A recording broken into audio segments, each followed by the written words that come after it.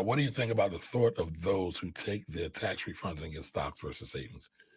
So there's no, I say this all the time, right? There is no cookie cutter approach when it comes to your money. Everybody's situation is different. Just like when you go to the doctor, right? He's got to take your weight, he's got to take your height, he's got to take your blood pressure. They call it a history and physical. I think it's history and physical, right? And then their treatment plan should be specific, not pacific, specific to you. What's your family history? Does blood pressure run in your family? Does diabetes run in your family? Does mental illness run in your family? Right? What things should we look out for? What things should we guard for? What things should we be thinking about? Same thing with your tax refund. Same thing with your savings plan. Now, I can tell you firsthand experience, there are a lot of people investing in the stock market who should be putting their money into savings accounts. Now, I can say that because I try to keep in touch with folks. I try to stay relevant and see what's going on. That's part of the reason. I mean, honestly, part of the reason why I love talking to y'all is because I get somebody to talk to, right? I get a way to make sure that my course is straight, that my North Star is correct.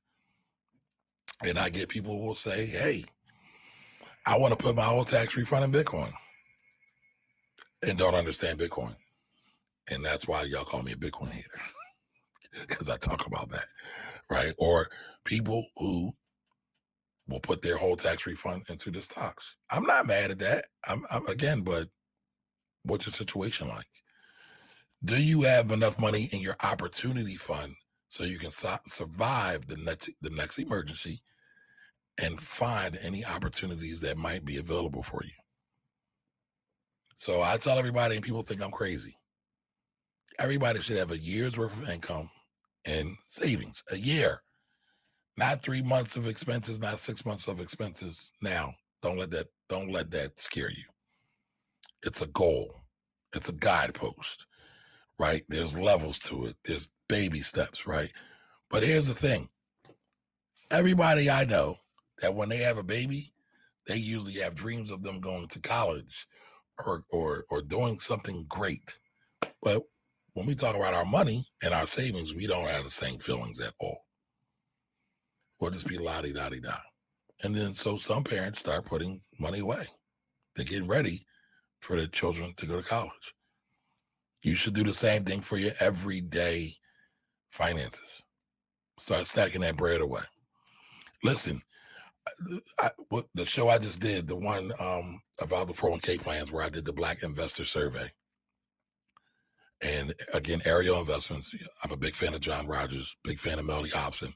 Told you that before. But we see there's a disparity between Black investors and white investors. White investors tend to save more and they tend to invest in the stock market more. And if we're talking about the Black wealth gap, those are two major components.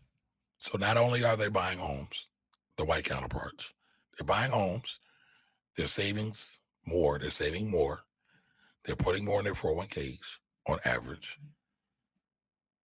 So what do you think is going to continue to happen?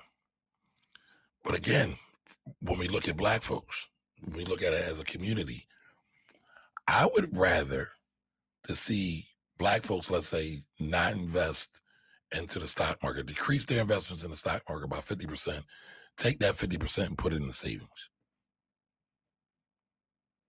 Again, the average American cannot survive a $400 emergency. And we know when America gets a cold, the black community gets a flu. So if your average American, right, can't survive a $400 emergency, what's your average black person? What level of emergency can they survive?